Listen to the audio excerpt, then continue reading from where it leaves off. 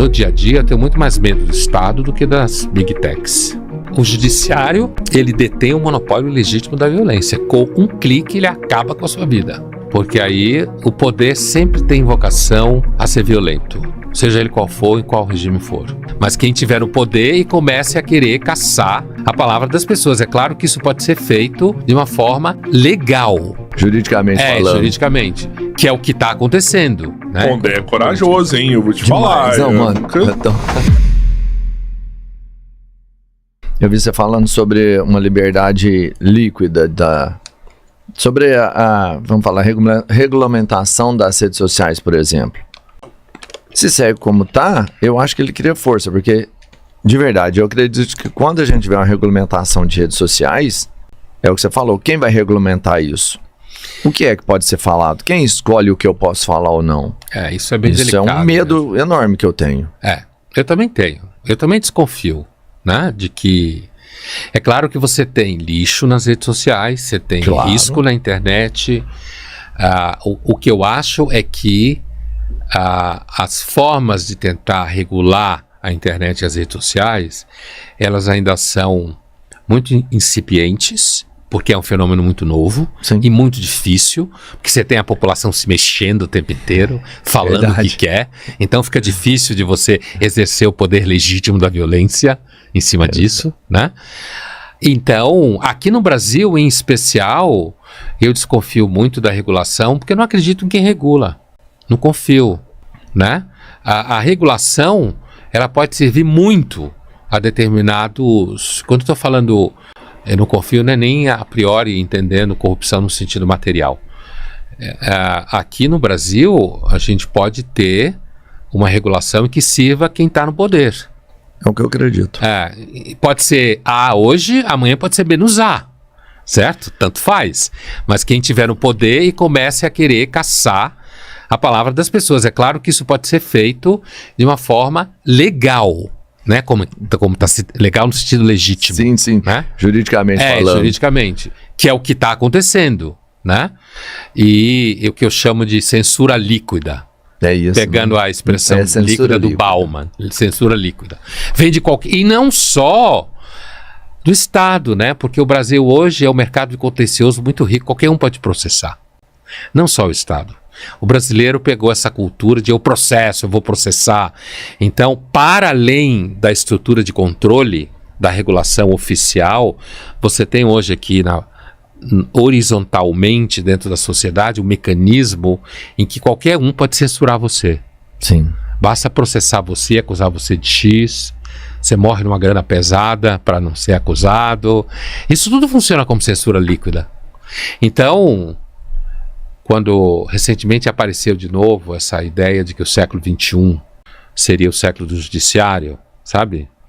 O século XIX foi do parlamento, sim, o século XX do executivo. Essas sínteses normalmente são muito falhas, e que o século XXI seria do judiciário. Se for do judiciário, vai ser extremamente autoritário mesmo. Porque, inclusive, no Brasil você não elege ninguém. Sim. No judiciário. E o judiciário, ele detém o monopólio legítimo da violência. Com um clique, ele acaba com a sua vida. E para você desfazer esse clique, você leva a sua vida inteira de novo. Sim, um amigo meu tinha uma frase dele, ele era muito engraçado, que falava assim: eu sou filho de uma cidade muito pequena, eu sou filho do delegado, eu mando prender, eu mando soltar. Então, é isso. Ele prende e solta quem ele quiser. Então, se você passa isso para a máquina do Poder Judiciário, que em tese deve garantir a justiça, como se fala, eles mesmos falam, distribuir justiça pela sociedade, e que, sem dúvida nenhuma, é fundamental, porque a ideia de você ter juízes razoavelmente imparciais que julgam é muito antiga, né?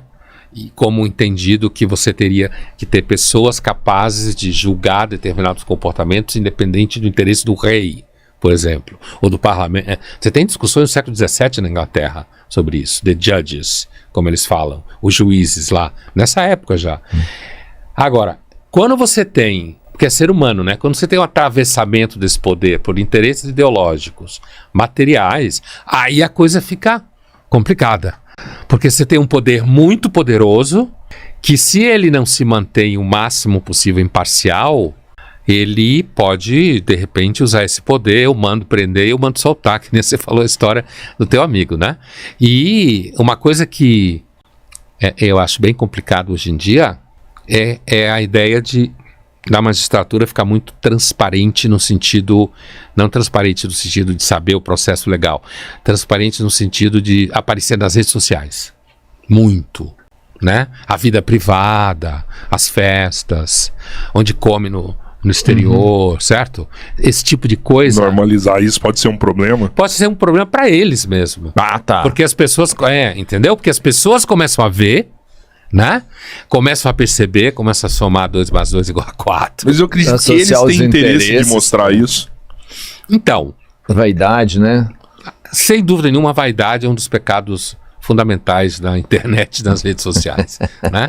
Porque torna as pessoas visíveis de alguma forma e rompem um sentimento de relevância que normalmente todos nós temos por razões ontológicas, como em filosofia. A gente é muito frágil, muito precário, né? Agora, ao mesmo tempo, a ideia de você mostrar o quão poderoso você é e, portanto, mostrar o quanto você pode sobre os outros é uma faca de 2 gumes. Porque para você fazer isso e não se sentir ameaçado, você só pode fazer isso se você achar que tem um controle muito grande sobre a sociedade, né? Você faz reuniões milionárias envolvendo toda a elite do Estado e do empresariado, porque não tenhamos dúvida, o alto empresariado tem vocação ao Estado no Brasil e vice-versa. Eu digo de interagir, né? Trabalhar o povo que se dane, aí classe média, classe menos que média, tanto faz. Então, agora eu acho que há um elemento mais primário, assim, no sentido de não percebe, sabe? Não percebe, não enxerga como, para você preservar o poder, de alguma forma você tem que se preservar. E tem que se preservar porque quando você tem muito poder, você não pode ter certos privilégios e quem não tem poder nenhum.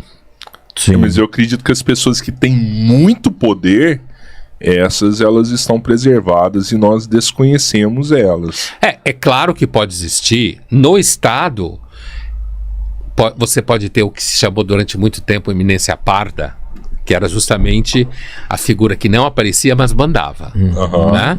Você tem candidatos ao longo da história de que seriam eminências pardas. Elas existem. Na ditadura era o famoso Golbery, né? Golbery. De Couto Silva. Ele era chamado de eminência parda, porque ele estava sempre por ali, mas não aparecia muito. Jogava as cartas. E se falava isso. Se dizia que ele era a eminência parda. Justamente essa expressão. Agora, no mundo do dinheiro, aí sem dúvida nenhuma, você tem muita gente que tem muito dinheiro, a gente não tem a mínima ideia. A mínima ideia de quem é. Né? E às vezes não é nenhuma pessoa, é um grupo de pessoas. Né? Agora, hoje no Estado, não existe nenhum candidato, até onde eu lembro aqui, que ocupe o espaço do Golbery. Tem um. Olha que tem. Eu lembrei de um aqui. Que não tem, ele é deputado federal, mas não quer concorrer para presidente, nunca quis, que é o do PSD, que foi prefeito de São Paulo, Kassab. O Kassab é uma figura que às vezes se associa muita gente partido muito ali, poderoso, né? Ele é muito hábil politicamente, se pede muito conselho para ele, o partido dele, como ele disse, não é nem de direita, nem de esquerda, nem de centro, quer dizer, ou seja, não está localizado na geografia ideológica. São os donos de partido, né? Se você pegar hoje, você não precisa ser um deputado, você não precisa ser um prefeito, um governador. Basta você ser um dono de partido que você exerce um poder gigantesco. Para você ser um dono de partido e não ser nada disso, provavelmente você tem dinheiro. Você tem que ter dinheiro. Com certeza. Porque ele depende de uma influência. O dono de partido ele é muito porque influente. O poder é sempre a mesma coisa. É você poder dispor dos outros. Isso é o poder.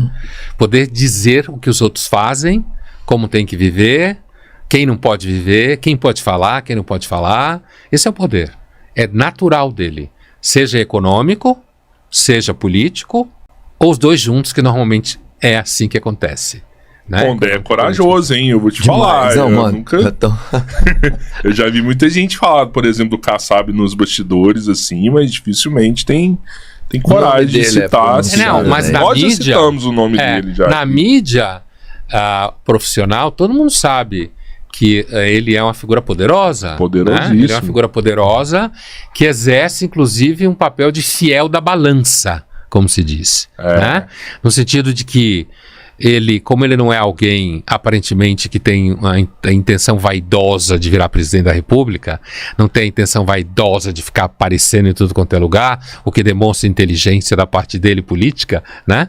Se torna um pouco menos evidente nesse sentido, e ele é um fiel da balança porque ele tá aqui, ele tá ali, ele conversa com A, ele conversa com menos A, entende? Ele consegue estabelecer um funcionamento em que ele tá, mas ao mesmo tempo ele não tá imediatamente dentro daquilo que aparece, que faz barulho. Isso é exemplo de altíssima inteligência política. Ele é o braço que segura o pêndulo. Ele nunca está no balanço, né?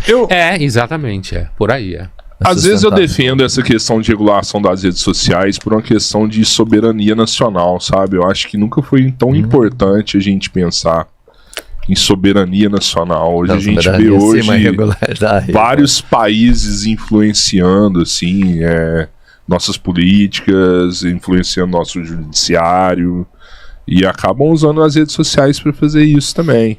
Olha, eu acho que o principal risco à soberania nacional hoje é o narcotráfico, muito mais do que as redes sociais. O crime organizado, que já tomou conta de vários setores da sociedade, tanto que recentemente, acho que na Folha mesmo, tinha uma manchete, semana passada, tinha uma matéria sobre, a chamada era mais ou menos assim: Faria Lima já avalia risco PCC nos investimentos.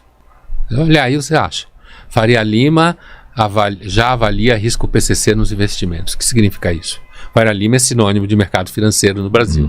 Né? Então, assim, significa que quem mexe com o mercado financeiro, certo? Os profissionais, não necessariamente só quem aplica, né? Mas aqueles que trabalham com isso e avaliam riscos, porque eles lidam com risco, né? Exato. Eles já sabem que tem que levar em conta o risco de você não acabar investindo em alguma marca que na realidade esteja ali cobrindo o investimento do crime. Ligado ao certo? Seja uma lavagem de dinheiro. Alguma coisa assim, Então, quando quem trabalha com investimento fala isso e reconhece isso de alguma forma, quer dizer, é porque o risco é alto. Então, você tem regiões do país e da cidade que o Estado não entra. Todo mundo sabe disso. Né? Você tem estados como Rio de Janeiro, por exemplo, a Bahia e outros estados em que eles enfrentam um problema grave. Na verdade, São Paulo a gente também tem prefeituras onde o crime organizado já estão nos Então, eu acho que essa perda de soberania, que nos últimos tempos até tem se falado, mas na realidade ninguém toca muito, ela já está instalada, o processo, ela é extremamente arriscada, e eu acho que nesse momento ela ainda é mais perigosa do que o problema real de pessoas de outros países interferirem com a máquina do Estado de outros países. A forma mais imediata que se teme é nas eleições, né? Que influencia as eleições. Mas ainda assim, identificado o risco, eu acho que ao mesmo tempo que você pode ter um risco desse tipo no campo das redes sociais e da internet, no nosso caso aqui no Brasil, no dia a dia eu tenho muito mais medo do Estado do que das Big Techs. Eu, pessoalmente, que trabalho na mídia, na imprensa, com a palavra pública. Eu ia falar sobre isso, eu olhei aqui, porque você percebe que seu quintal está muito sujo quando o vizinho vai lá na sua casa reclamar. Sabe, da imundice que está lá. E isso aconteceu aqui com a gente, né? Os vizinhos já estão reclamando do crime organizado aqui dentro, que eles estão com medo da potência que eles já têm aqui dentro começar a sair para a casa deles também. Em Portugal já tem, né? Reconhecidamente. Nossas marcas de crime organizado. Tem até uma série, eu só vi a chamada, eu não assisti a série. DNA do crime, se não me engano, acho que no Netflix. Eu vi né? no Netflix. Na chamada, eu não vi a série, eu vi a chamada que diz que não se pensa muito no que o Brasil exporta para o Paraguai. E o exemplo que é dado é a tática de controlar a cidade e tirar o poder da mão das autoridades legítimas é uma tática brasileira, do crime brasileiro, que começa a exportar na série para o Paraguai. Tomada de cidades, tomada a gente de cidades. Sofreu com isso aqui no Brasil. Então, assim, eu tenho a impressão que às vezes o debate excessivamente acirrado acerca do risco das big techs, da soberania nacional, funciona às vezes quase como uma fumaça, mesmo que não seja intencional, mas funciona às vezes quase como uma fumaça para a gente perceber que a soberania nacional foi para o saco quando você começa a ter regiões que não pode andar, você não pode frequentar, certo? Que ameaça contínua de risco, todo tipo, desde um celular roubado até sequestro, assassinato. E o país está ficando cada vez mais violento nesse sentido, né? Isso é perda de soberania nacional, muito evidente, enquanto que a outra é um processo mundial, é uma questão mundial, porque está todo mundo sem saber direito o que fazer com a internet, com as redes sociais. Está todo mundo tateando para saber até onde pode ir, como que se faz, né?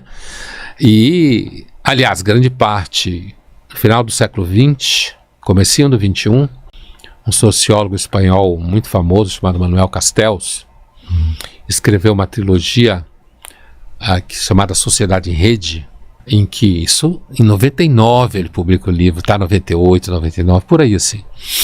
Ele falava, uma das coisas que ele fala nessa trilogia é de que com o surgimento da sociedade em rede, olha, o que, 25 anos atrás, né? Com o surgimento dessa sociedade em rede, quem ganharia muito rápido com isso seria o crime organizado. Ele fala isso. Caramba, mano. Sabe por quê? Porque ele fala que o crime organizado ele iria se apropriar de tecnologias da informação, como hoje se fala, né? Ele falava em sociedade em rede naquele livro, mais rápido que o Estado, porque o Estado é lento, o Estado deve alguma coisa em alguma medida, tem questões políticas internas, é burocrático, e o crime organizado é ágil, né? Ele é puro capitalismo selvagem, de certa forma. Uma das vantagens da democracia a democracia moderna, é claro, é que você tem poderes distintos que necessariamente não devem convergir um com o outro, não devem viver em guerra, mas quando converge é uma catástrofe. Quando o legislativo, judiciário e executivo convergem é uma catástrofe, porque aí o poder sempre tem vocação a ser violento, seja ele qual for, em qual regime for, porque ele é o poder, ele pode dominar as pessoas, ele tem o que se chama monopólio legítimo da violência. Essa é uma discussão bastante longa. E então a democracia não é só uma questão de que pessoas podem votar. A democracia é a ideia de poderes separados, que têm autonomia um em relação ao outro, e que, como eles ficam lá meio que em disputa, eles esquecem um pouco de nós e não pisam na nossa cabeça o tempo inteiro. Quando eles convergem, aí a gente está lascado. Então, essa é uma questão bastante complicada, né? A questão política é bastante complicada, mas até hoje, historicamente, partindo-se do pressuposto de que você teria aquilo que se chama em filosofia política checks and balances. A democracia ela tem freios e contrapesos.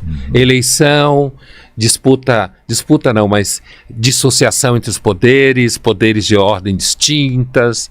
Isso faz parte desse mecanismo de freios e contrapesos. Agora, a humanidade viveu a maior parte do tempo em regime monárquico, império, né? Pois é, eu fico pensando, será que com 2.000 milhares de anos de experiência da humanidade, a gente não aprendeu o suficiente para às vezes poder questionar e superar, buscar um modelo melhor? Aparentemente não. Se olhar para a história, não.